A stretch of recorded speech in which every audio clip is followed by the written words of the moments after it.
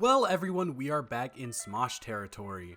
Partially because I promised it in my Shane and Damien video, and partially because of them views, you know what I'm saying? I've decided to make a sequel to the video where I discuss the other half of what I view as the Smosh reform, Courtney Miller. The good news about this video is that the backstory is pretty quick. She started on Vine in 2013, ended up gaining over 200,000 followers before the app shut down in 2016, and then joined the Smosh crew in 2015, along with Keith, Olivia, Noah, and Shane. Now, I kind of already did my whole Smosh backstory in my last video on the Smoshcast, so we're gonna skip right on past that and talk about what Courtney truly brings to the table on Smosh, starting off with her on-screen presence. Now, the way in which I think Courtney shines through and really helps the Smosh brand isn't through her humor particularly, though I do think she really does have some pretty good gaffes and goofs most of the time. My thesis of this video is that Courtney is the beating heart of Smosh, both on and off screen. Now, if you watch Courtney on the second channel in Smosh Games, she does something that most people seem to fail to do, and that is maintain a positive attitude at every moment. There are points where I have actually seen people get frustrated or even angry at something that has happened while filming. My perfect example is the secret Hitler coming off of the Defy shutdown.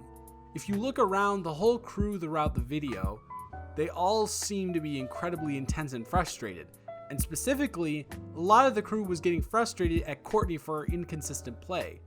And Sarah even admits to completely duping her at the end, which most people in that room would have a volatile reaction to. Yet throughout the verbal onslaught of the whole video, whether it be the cast playing it up for the camera or actually authentic, Courtney keeps this pure and super positive aura around her and never gets even a little upset. And that is the point I'm trying to get at with this whole title of the video thing. Courtney is the main organ in the body that is Smosh, and while the heart pumps blood throughout our body to keep a homeostasis, Courtney pumps this level of positivity and wholesomeness through every single Smosh video she's in. Seeing as we are all human, there have to be days where she either isn't feeling the best or has had something pretty bad happen to her on the previous night or right before she comes to work. Yet she shows up to every shoot and puts on what seems like an actually authentic smile. And if it isn't, the fact that it fools me, who's a rather cynical person, is just a testament to how positive and important she is to the Smosh brand. She has this effect on the rest of her cast, where it seems like she's able to disarm a potentially off-kilter situation with a simple hoo-hoo or something along those lines. And I feel like that's something that every group needs to have. A stabilizer that knows how to make every single cast member happy or bring them out of a funk. Also, because of that ability, another thing that Courtney has emerged as is a fantastic leader. Whenever she is in the host spot of the Smoshcast, she's able to direct conversations and manage allotted time for topics in a magnificent manner. Also, due to the people skills that she possesses, she's able to cater the specific podcast to make the other people feel comfortable and relaxed, which is something that a lot of hosts on other YouTuber-based podcasts seem to have a big issue with. And ever since the podcast started, she has been one of, if not the most prominent and featured host on the Smoshcast. Overall, Courtney's on-screen presence as a leader in a manifestation of spiritual happiness is definitely driving Smosh in the right direction. However, the reason that this is different from the Shane and Damien video is that Courtney is actually a very hefty contributor on the other side of the camera as well. Although I don't remember the exact comments, I'm pretty sure that she has said that she's more interested in working on behind the scenes stuff for the channel, or just in general. And while she has very consistently been a part of the writing process, as most of the people involved in Smosh are, recently she has been testing the waters of directing at an exponential rate. She has been at the helm of videos during quarantine such as The Most Annoying Kid is in Quarantine, How to Go Viral, and 30-Year-Old on TikTok Gets Cancelled. Now, because of the quarantine and the lack of ability to have a full crew like on most Smosh videos, Courtney has been diving headfirst into these creative ventures by the horns and wrangling them into her own vision. Now, the Smosh main channel is an interesting topic, because while the new members made an immediate impact on the second channel, it's more difficult to get your influence to infiltrate a company with over 25 million subscribers on their channel that has been around for over a decade. However, after 5 years in the system, I think we can start to see Courtney's influence slowly start to creep over the main channel itself. The flagship series of the channel is Every Blank Ever, and while I understand that you have to put out relatable content that will draw in the views, I just get absolutely zero enjoyment out of any of those videos. And in the past, the latter of the two videos they would upload weekly would be something like the If Blank Were Real series, One Letter Off, or Blank vs. Blank. Yet in the last year or so, they have been gradually making their way to more original content and not making things based off of existing intellectual properties. And even more recently, as the hellscape of 2020 has happened upon us, the content has managed to create a balance that I think is very hard to accomplish.